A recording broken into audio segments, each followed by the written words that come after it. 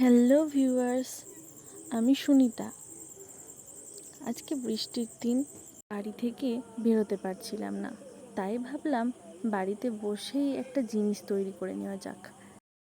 বসে গেছিলাম কয়েকটা কাগজ, কাঁচি আর বাড়ির কিছু জিনিসপত্র নিয়ে, যেগুলো বাড়িতেই থাকে সব সময়। এই যেমন ধরুন আঠা, কাঁচি, কয়েকটা কার্ডবোর্ডও তো আমাদের বাড়িতে থেকে থাকে। সেগুলো দিয়ে একটা দেওয়াল কিভাবে সুন্দরভাবে সাজিয়ে নেওয়া যায় তার একটা আইডিয়া নিয়ে প্রথমেই দেখতে পেলেন একটা কাগজকে গোল করে কেটে নিয়েছি।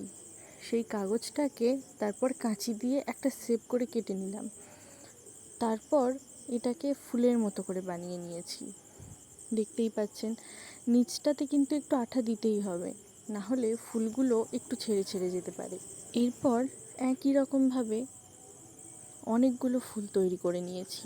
আমরা এখানে লাল, হলুদ আর সাদা তিনটে কালারের ব্যবহার করেছিলাম।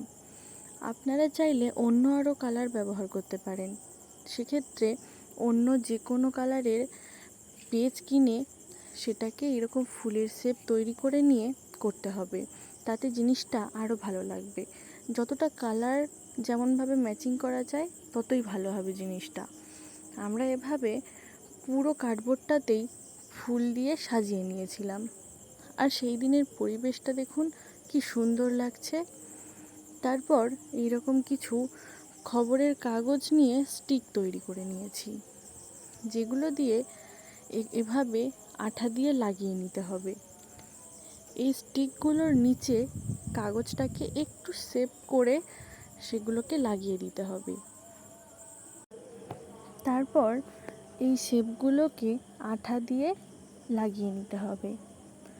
সেক্ষেত্রে আঠাটা কিন্তু ভালো করে শুকিয়ে যাওয়া পর্যন্ত অপেক্ষা করতে হবে, না হলে এগুলো খুলে আসতে পারে।